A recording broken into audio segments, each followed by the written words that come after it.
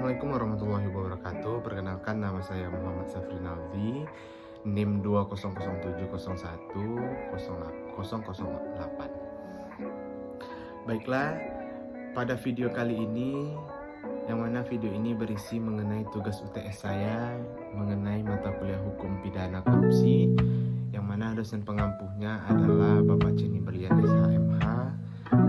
Tujuan pembuatan video ini adalah di sini saya akan menjelaskan yaitu mengenai pidana korupsi. Yang pertama, kata korupsi itu berasal dari bahasa Latin yaitu corporation atau corruptus. Selanjutnya disebut juga bahwa corruption itu berasal pula dari kata corrupore, suatu kata Latin yang lebih tua. Dan ada lagi dalam bahasa Inggris yaitu corruption atau korup. Bahasa Prancisnya itu corruption, bahasa Belanda itu corruption, dan bahasa Indonesia adalah korupsi. Yang mana dalam bahasa harfiahnya, korupsi adalah suatu kebusukan, keburukan, kejahatan, ketidakjujuran, dapat disuap, tidak bermoral, penyimpangan dari kesucian. Dalam bahasa Indonesia pula, dalam kamus bahasa umum bahasa Indonesia itu, korupsi adalah suatu perbuatan buruk seperti penggelapan uang, penerimaan uang, dan sebagainya. Yang mana korupsi ini diatur dalam Undang-Undang Nomor 31 Tahun 1999 yang ditambah dengan Undang-Undang Nomor 20 Tahun 2001 tentang delik korupsi, dirumuskan di dalam beberapa pasal, khususnya pasal 2, 3, 5, 6, 7, 8, 9, 10, 11, 12, 13, dan 16. Korupsi ini terdapat yaitu ada kolusi dan nepotisme. Baiklah, di sini saya akan menjelaskan yang pertama yaitu pengertian dari kolusi. Dalam rumusan pasal 1 angka 4 Jo pasal 5 angka 4 Jo pasal 21 Undang-Undang Nomor 28 Tahun 1999 tentang penyelenggaraan negara yang dibersihkan dari bebasnya KKN.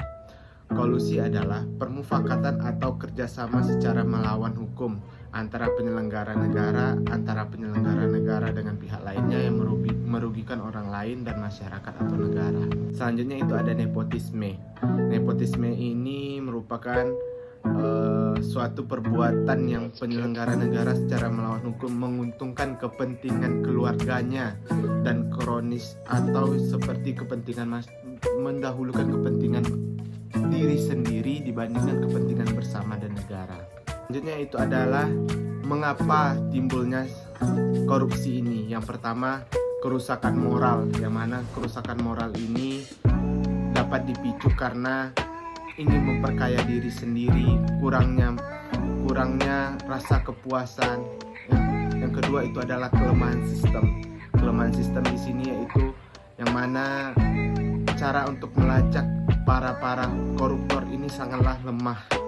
Yang ketiga itu kerawanan kondisi sosial ekonomi, ketidaktegasannya dalam penindakan hukum, seringnya pejabat meminta sumbangan kepada pengusaha, pungutan liar, kekurangannya pengertian tindakan pidana korupsi, lemahnya perundang-undangan yang ada. Apa saja akibat yang ditimbulkan dari adanya yang namanya tindak pidana korupsi ini? Yang pertama, menghancurkannya efektivitas potensial dari semua program pemerintahan, dapat mengganggu dan menghambat pembangunan, menimbulkan korban individu maupun kelompok masyarakat, dapat membahayakan stabilitas dan keamanan negara, merusak nilai-nilai moralitas dan demokrasi, serta menimbulkan kerugian bagi negara. Di sini saya akan menjelaskan karakteristik tindak pidana korupsi. Yang pertama itu tindak pidana korupsi, pelakunya pada umumnya tinggi tingkat pendidikannya sehingga pelaku ini tidak secara dini dapat menghilangkan barang bukti dan menutupi perbuatannya. Tindak pidana korupsi atau tipikor umumnya dilakukan oleh beberapa orang baik bersama-sama dan saling menutupi diri karena takut terlibat. Yang kedua itu perkara ini biasanya berkaitan dengan jabatan, kedudukan yang dapat merugikan keuangan negara dan perekonomian negara. Yang selanjutnya yaitu perkara ini terungkap dalam waktu yang relatif lama karena mereka saling menutupi, dan dari situlah kita bisa berkata bahwasanya tindak pidana korupsi ini suatu perbuatan atau suatu kejahatan yang sangat-sangat susah untuk diungkap karena mereka saling tutup menutupi apa kejadian perkara yang telah mereka lakukan.